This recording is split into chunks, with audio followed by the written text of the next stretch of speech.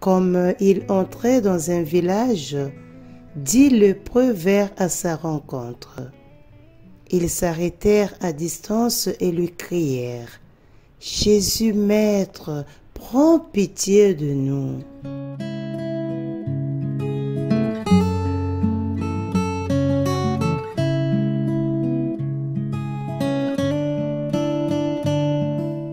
L'un d'eux, voyant qu'il était guéri, revint sur ses pas en glorifiant Dieu à pleine voix.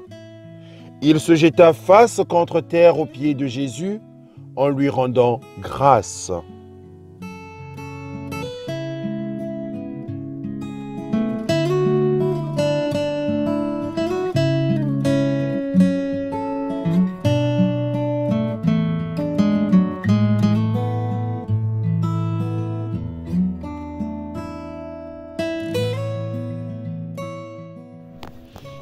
Évangile de Jésus-Christ selon saint Luc.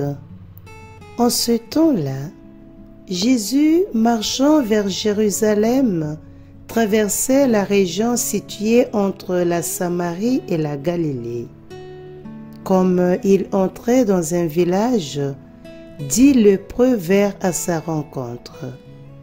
Ils s'arrêtèrent à distance et lui crièrent: « Jésus, Maître, prends pitié de nous. » À cette vue, Jésus leur dit: « Allez vous montrer aux prêtres. » En cours de route, ils furent purifiés.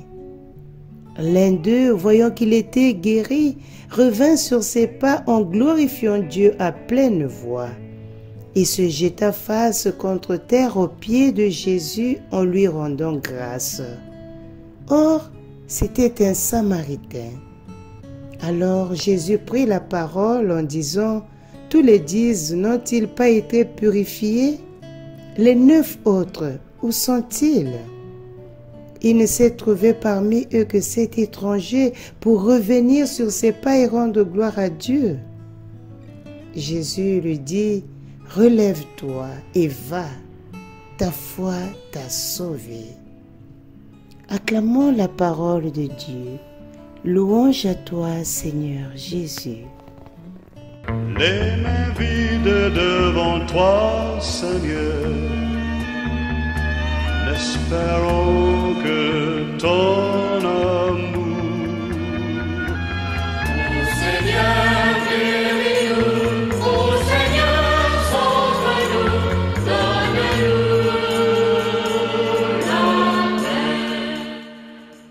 la paix. Nous célébrons aujourd'hui, très chers frères et sœurs, chers abonnés de 3 minutes d'évangile, le 28e dimanche du temps ordinaire de l'année liturgique C. Nous avons le devoir de rendre grâce à Dieu pour le salut qu'il nous accorde gratuitement par son Fils Jésus et par sa miséricorde infinie à l'égard de toi, mon frère, ma sœur, fils et fille de Dieu. En effet, quand l'évangéliste Luc, dans ce passage d'évangile, utilise l'expression pitié, nous entendons ce sentiment qui naît à la vue d'une personne en quelque sorte inférieure ou en détresse et qui pousse ceux qui l'éprouvent à une sorte de compassion et d'émotion. Ce terme a trouvé de nombreuses nuances dans la tradition européenne.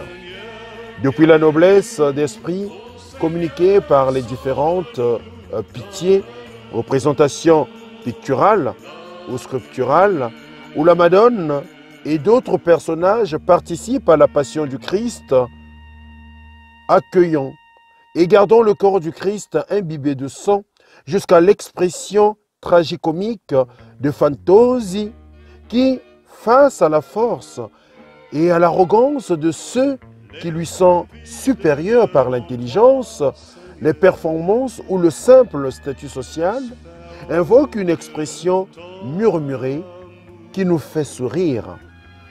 Comme vous êtes humains, ayez pitié. Quel que soit le point de vue, il s'agit d'un mouvement du bas vers le haut, invoquant une bienveillance qui ne semble pas arriver d'elle-même. En revanche, le verbe grec original, éléo, indique le mouvement inverse. Il part d'en haut, c'est-à-dire de Dieu qui est miséricordieux, et c'est précisément grâce à cela que l'on s'en remet à lui qu'il pourra sortir la personne du problème auquel elle est confrontée.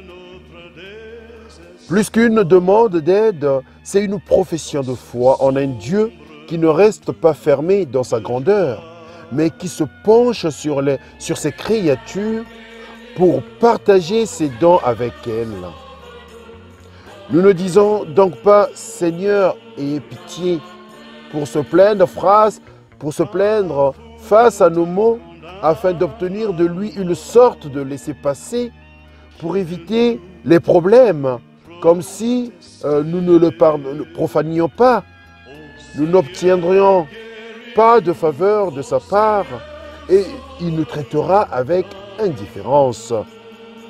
Il s'agit plutôt d'une affirmation du fait que nous faisons confiance à celui qui est plein de miséricorde et que c'est la source de notre joie et de notre sécurité pour aller de l'avant.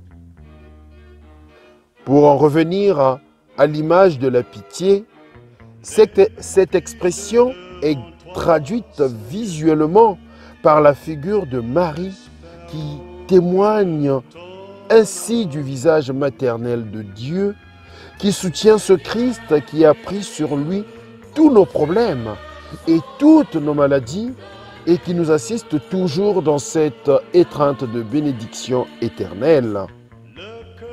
Chers frères et sœurs, très chers abonnés, l'évangéliste Luc ne se limite pas à nous révéler que notre Dieu est miséricordieux.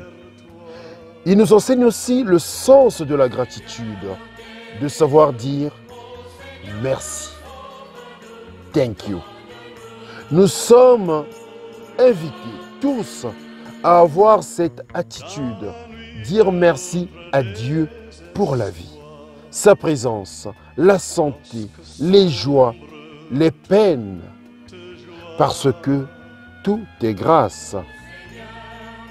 Mais dans nos relations interpersonnelles, avons-nous aussi l'habitude de dire merci aux autres?